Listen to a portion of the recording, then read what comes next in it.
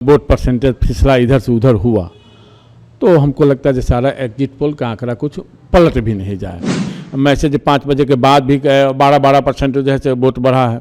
बिहार की 38 से 40 सीट ऐसा है जिसमें 3-4-5 हज़ार का अंतराल दिख रहा है। उस 3-4-5 हज़ार का जो अंतराल है उसमें अगर एनडीए जिसको एनडीए को एज दिखाया गया है, अगर उसमें थोड़ा भी फिसलन हुआ, उसमें थोड़ा भी सीट पलटा तो फिर एग्जिट पोल का रिजल्ट कुछ अलग ही देखने को मिलेगा।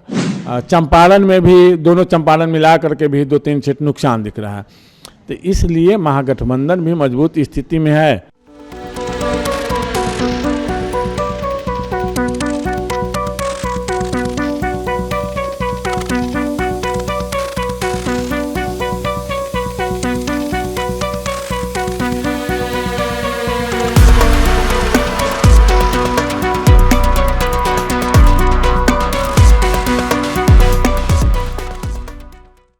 नमस्कार, फर्स्ट लुक बिहार में मैं निशा श्री आप तमाम दर्शकों का स्वागत करती हूं। और बस आज की रात जो है इसकी ही देरी बाकी है और हम सब जो है वो इंतज़ार में हैं कि कल जो है वो मतदान का रिज़ल्ट किसके पक्ष में आएगा, किसकी होगी हार, किसको कितनी सीट मिलेगी।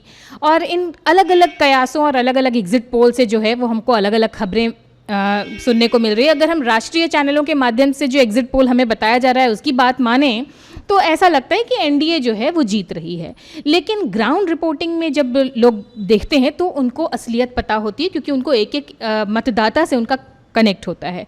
तो हमारे जो वरिष्ठ पत्रकार हैं रविंद्र कुमार सिंह, वो आपको बताएंगे कि ग्राउंड रिपोर्ट क्या है, मतदाताओं का मूड क्या रहा और उस अकॉर्डिंग उनको एग्जिट पोल का माहौल क्या लगता है। चुनाव के बाद एग्जिट पोल मतलब मतगणना के बाद, दोनों चरण के मतगणना पूरा होने के बाद एग्जिट पोल आने लगा, जिसमें जो भी एग्जिट पोल हम लोग देखे हैं उसमें एनडीए को पूर्ण बहुमत ही नहीं अपार बहुमत दिखाया गया। यहाँ तक कि एक एग्जिट पोल में 200 पार भी दिखाया गया है। वैसे अधिकतर में 130-35 से लेकर के 160 और 184 तक दिखाया गया है, लेकिन एक एग्जिट पोल में हम देख रहे हैं जो 200 पार दिखाया गया। लेकिन जो मतदाता का मूड हम देखें, जो रिपोर्ट आ रही है धरातल से, उसमें एनडीए को एज जरूर दिख रहा है, एनडीए बहुमत के करीब जरूर है। लेकिन इसमें देखा ये जा रहा है कि बहुत सारी सीटों पर नेक टू नेक फाइट है, बहुत कड़ा टसल है। उस स्थिति में आपको हम बताएं कि लगभग बिहार के 38 से 40 सीट ऐसा है जिसमें 3-4-5 हज़ार का अंतराल दिख रहा है। उस 3-4-5 हज़ार का जो अंतराल है उसमें अगर एनडीए जिसको एनडीए को एज दिखाया गया है, अगर उसमें थोड़ा भी फिसलन हुआ, उसमें थोड़ा भी सीट पलटा तो फिर एग्जिट पोल का रिजल्ट कुछ अलग ही देखने को मिलेगा। इसी तरह आपको और बता दें कि करीब जो 20 से 22 सीट ऐसा है जिसमें 1000, 2000, 3000 का अंतराल की संभावना है। तो ऐसी स्थिति में भी अगर मतलब उस सीट में भी थोड़ा भी वोट परसेंटेज फिसला इधर से उधर हुआ तो हमको लगता है कि सारा एग्जिट पोल का आंकड़ा कुछ पलट भी नहीं जाए। और लोकसभा चुनाव में भी हमने सेम चीज़ देखा था कि एग्जिट पोल कुछ कह रहा था और अंत में जो रिजल्ट है वो कुछ और आया। ये इसका वजह क्यों हो रहा है, ये क्यों पलट जा रहा है एग्जिट पोल एक्चुअल जब रिजल्ट आ रहा है? देखिए, एक्चुअल में यह है जो एग्जिट पोल करने वाली जो भी टीम है, चाहे जो भी संस्था है एग्जिट पोल जो करवाता है, उसमें धरातल पर कम लोगों से बातचीत कर करके जो हम देख रहे हैं निष्कर्ष निकालने का प्रयास करता है। अधिक से अधिक लोगों से फ़ोन से बातचीत कर लेता है, उसमें सही स्थिति सामने आना थोड़ा मुश्किल हो जाता है। अब एक चीज़ आप देखते हैं कि जो भी एग्जिट पोल है उसमें सब कहता है महिलाओं का वोट, महिलाओं का वोट, महिलाओं का वोट। महिला जो पुरुष बाहर रह रहे हैं तो परसेंटेज तो घट ही जाएगा। जो पुरुष का परसेंटेज घट जाएगा, जो महिला गांव में रह रही है वो वोट गिराती है तो महिला का परसेंट बढ़ जाएगा। हाँ, एक चीज़ और हुआ है, जो महिला जागरूक हुई है।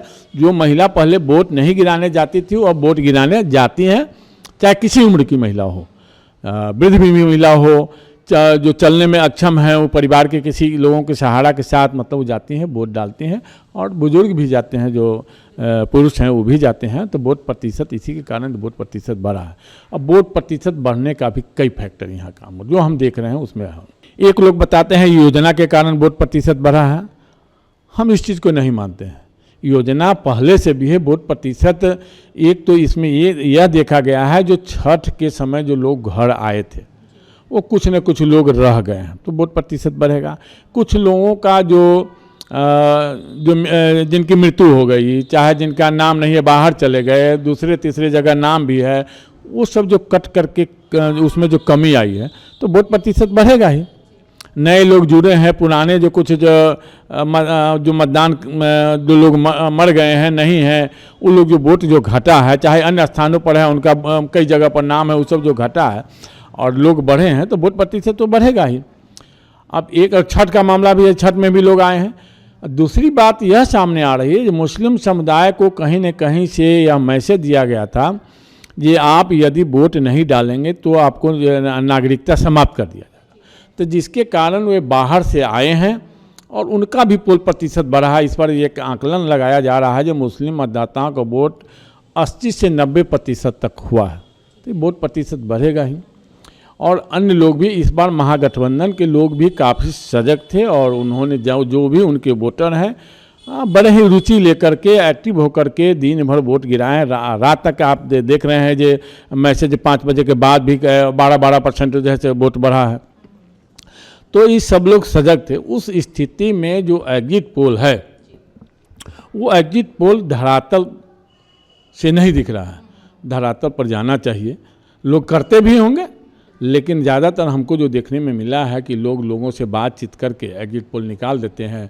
महिला वोटर एनडीए के साथ, योजना एनडीए के साथ, लेकिन उसमें यह देख रहा है जो महागठबंधन के वोट हैं उनकी महिलाएं क्या एनडीए को वोट दी हैं या नहीं दी हैं, उस पर भी देखना पड़ेगा। तो उसमें कुछ न कहीं हमको लगता है टूट है। हाँ, यह ज़रूर है, अगर एनडीए में सत्ता में आएगी, चाहे एनडीए को जो अभी एज दिख रहा है ये योजना के कारण दिख रहा है, योजना का बड़ा लाभ एनडीए को मिल रहा है, लेकिन उस योजना में थोड़ा भी फिसलन अगर जातीय आधार के आधार पर जैसे वोट बढ़ता दिख रहा है, अगर उस योजना में सिंधमारी हो गया, जातीय आधार पर योजना के लाभार्थी अगर जातीय आधार पर वोटिंग में ज़्यादातर चले गए, तो उस स्थिति में एग्जिट पोल अलग साबित हो सकता है।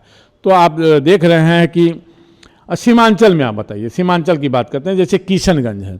अब किशनगंज में जो दिख रहा है जो 4 में 4 सीट महागठबंधन को जाते दिख रहा है, तो सीमांचल में महागठबंधन का बढ़ा है। हाँ, कहीं घटा, जैसे शाहाबाद इलाके में देखा जा रहा है कि पिछले बार 22 सीट में लगभग 19 सीट महागठबंधन को गया था, लेकिन इस बार महागठबंधन को 4-5 सीट नुकसान वहाँ दिख रहा है।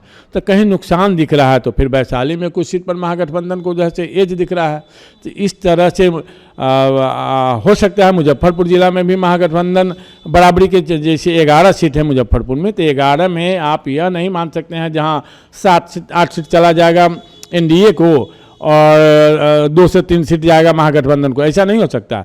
यहाँ दोनों हो सकता है, एनडीए को जा भी सकता है या फिर एनडीए को मतलब महागठबंधन को ही 5 सीट आ सकता है। तो इस स्थिति में सब जगह अलग अलग दिख रहा है। सीतामढ़ी है, सीतामढ़ी में लगता है 1 से 2 सीट का मुनाफा महागठबंधन को दिख रहा है।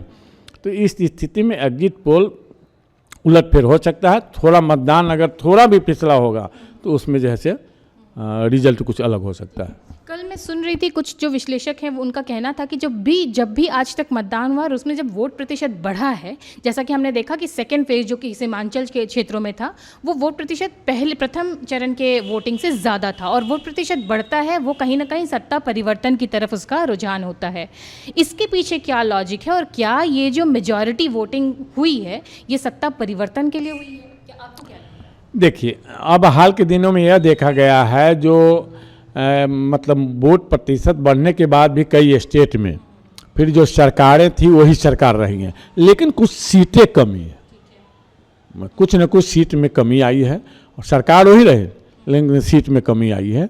तो हो सकता है जो वोट प्रतिशत लोग दोनों चीज़ में हो सकता है। एक तो जो लोग छठ में आए थे, फिर जो अब आपको बता रहे हैं जो मुस्लिम मतदाताओं की बात हो रही है, जो उनको था जो आपका नागरिकता समाप्त कर दिया जाएगा, तो विरोध में भी जा सकता है और पक्ष में भी आ सकता है, लेकिन ज़्यादा वोट उसके विरोध में ही जाता है, पक्ष में वोट आने की कम है। अगर वोट का अंतराल क्या होता है उस स्थिति में गणना किया जा सकता है जो क्या है। ऐसा नहीं है कि वोट प्रतिशत यहाँ बढ़ा है तो एनडीए का सफाया हो जाएगा, वो भी नहीं दिख रहा है। एनडीए को एज दिख रहा है, लेकिन फिर हम यही बात करते हैं जो धरातल पर दिखा है, जिस तरह से महागठबंधन से जुड़े जो मतदाता हैं वो एक्टिव होकर के जो वोट डाले हैं, उस स्थिति में और कई सीट ऐसे हैं जिस सीट पर आपको पहले भी हम बताए हैं कि 38-40 ऐसे सीट है जिस पर 4 से 5 हज़ार का अंतराल दिख रहा है, और 20-22 सीट ऐसे हैं जिसमें करीब 2000, 1000, 3000 का ही दिख रहा है अंतर से, मतलब नेक टू नेक है। तो थोड़ा में उसमें बदलाव हुआ तो महागठबंधन में सरकार बना ले तो कोई ताजुब की बात नहीं। तो अगर ठीक है, ये हम इतनी बड़ी ये राज्य है और इसमें इतने सारे विधानसभा क्षेत्र हैं, तो सबके बारे में तो अभी हम इतने जल्दी नहीं आंकलन कर सकते हैं, लेकिन एटलीस्ट जो हमारे दर्शक हैं, तो मुजफ्फरपुर में जो हमारे 11 विधानसभा हैं उसको लेकर के उनका इंटरेस्ट रहेगा, या आसपास के जो है यहाँ पे आपको क्या लगता है कि कितनी सीट एनडीए या महागठबंधन के पास आ पाएगी? जैसे मुजफ्फरपुर में बताया ना, जो मुजफ्फरपुर में 11 सीट है तो 11 में हो सकता है 6 चल जाए एनडीए को, 5 महागठबंधन को, या फिर 6 चल जाए महागठबंधन को, 5 चल जाए एनडीए को, मतलब कुछ भी संभव है जो नेक टू। तो दरभंगा में एनडीए को बढ़त दिख रहा है, लेकिन सीतामढ़ी में 1-2 सीट एनडीए को नुकसान दिख रहा है। वैशाली में भी 1-2 सीट एनडीए को जो पिछली बार से नुकसान दिख रहा है। चंपारण में भी, दोनों चंपारण मिला करके भी 2-3 सीट नुकसान दिख रहा है। तो इसलिए महागठबंधन भी मजबूत स्थिति में है, लेकिन फिर हम कहते हैं कि अब तक जो एज दिख रहा है वो एज एनडीए के तरफ है, लेकिन 1 से 2% वोट अगर इधर उधर जो 38-40 सीट जो हम बता रहे हैं, जो 4-5 हज़ार का अंतराल दिख रहा है, चाहे करीब 20-22 सीट जो दिख रहा है, जो 1000, 2000, 3000 का अंतराल दिख रहा है, उसमें थोड़ा भी फिसलन हुआ तो उस स्थिति में महागठबंधन भी सरकार बना ले तो कोई ताजुब की बात नहीं है। इस पूरी चर्चा में एक बात जो हमसे छूट गई, वो हमने कल समाचार चैनलों में भी देखा कि जन सुराज की बात हो रही है, और जन सुराज का जो है वो कहीं पे भी जो एग्जिट पोल है उसमें बहुत ज़्यादा चर्चा नहीं है। आपके नज़रिए से जन सुराज की क्या स्थिति? देखिए, जन सुराज 0 से 1-2 सीट का आकलन किया जा रहा है, जो जन स्वराज 1-2 सीट कहीं जैसे ले, लेकिन वह उम्मीद बहुत कम है। जन स्वराज जोकीहाट और नवादा में लड़ाई में है, जिसमें उसमें सेकेंड स्थान या फर्स्ट या सेकेंड स्थान रहने का चांस है। तो जहां फर्स्ट और सेकेंड स्थान रहने का चांस है वहीं जीत की उम्मीद कर सकते हैं। तो 2 ऐसा सीट नज़र हम लोग देख रहे हैं जहां पर जन स्वराज नेक टू नेक लड़ाई में है, तो वहाँ अगर निकाल ले तो कोई ताजुब की बात नहीं है। वैसे जन स्वराज को कोई सीट निकलता हुआ नहीं दिख रहा, लेकिन एक बात फिर हम बता देंगे कि जन स्वराज का वोट हर विधानसभा में 5000 से लेकर के, कम से कम 5000 और 5000 से लेकर के आपको 10,000, 15,000, 20,000, 25,000 तक भी कुछ क्षेत्रों में वोट जा सकता है। और हर बूथ पर कहीं न कहीं जन स्वराज का चर्चा रहा है, और जन स्वराज का एक माइलेज इस पर मिलने जा रहा है। सीट आए या ना आए, लेकिन वोट प्रतिशत जन स्वराज को भी मिलेगा। ये तो बात हो गई जन स्वराज की। एक और जो चर्चा है कि AIMIM जो असदुद्दीन ओवैसी जी की जो पार्टी है, उसके बारे में कहा जाता है कि वो भी बिहार में जो है वो अच्छा खासा वोट जो है, मुसलमानों का वोट वो लाती है। उनके बारे में क्या कहना, वो क्या, उनकी क्या स्थिति दिखाई दे रही है? देखिए, इस बार जो स्थिति दिख रही है, जो मतदान में दिखा है, उसमें लग रहा है कि ओवैसी जी एक भी सीट नहीं ला पाएंगे। इस बार मुस्लिम मतदाता बहुत ही सजगता पूर्वक काम किए हैं, बहुत सजग रहे हैं। वो देखे हैं कि यदि हम ओवैसी जी की पार्टी को अगर वोट देते हैं तो उस स्थिति में मतलब हम जो उद्देश्य मेरा है एनडीए को रोकना, वो उसमें थोड़ा मुश्किल हो जाता है। इस स्थिति में अधिकांश जगह यह देखा गया है कि ओवैसी जी को पार्टी को बहुत कम वोट मिलेगा और सीट में वह तब्दील होने नहीं जा रहा है, और महागठबंधन को उसका लाभ इस बार मिलने जा रहा है। मतलब जो भी मुस्लिम जो MY समीकरण की बात महागठबंधन की लोग करते हैं, वो इस बार पूरी तरह से महागठबंधन के फेवर में। इस बार MY महागठबंधन अटूट रहा है, इसलिए कहीं से कोई दिक्कत की बात नहीं। इक्के दुक्के क्षेत्र में कहीं कुछ प्रभाव पड़ा है, लेकिन उससे कोई खास असर पड़ने नहीं जा रहा। तो ये तो अभी है पूरा माहौल। और एक खबर और, चूंकि कल तो फिर हमारा पूरा फोकस रहेगा मतदान पे, और वो पूरी जैसे जैसे दिन चढ़ता जाएगा वैसे वैसे जो है वो मतदान की रिपोर्ट आती जाएगी, और हमारे चैनल फर्स्ट लुक बिहार के माध्यम से हम आप तक उसको पहुंचाते भी जाएंगे। कल का माहौल कैसा होगा वो क्या लग रहा है आपको? क्योंकि जो कुछ विरोधी पार्टी हैं उनके तरफ से अलग अलग तरह के बयान भी आ रहे हैं, कुछ तरफ उत्साह का भी माहौल है, उसमें आपको क्या लग रहा है? देखिए, बौखलाहट में लोग बोलते ही हैं, लेकिन प्रशासन और सरकार एक्टिव है, कहीं कुछ होने नहीं जा रहा है, सब कंट्रोल में रहेगा।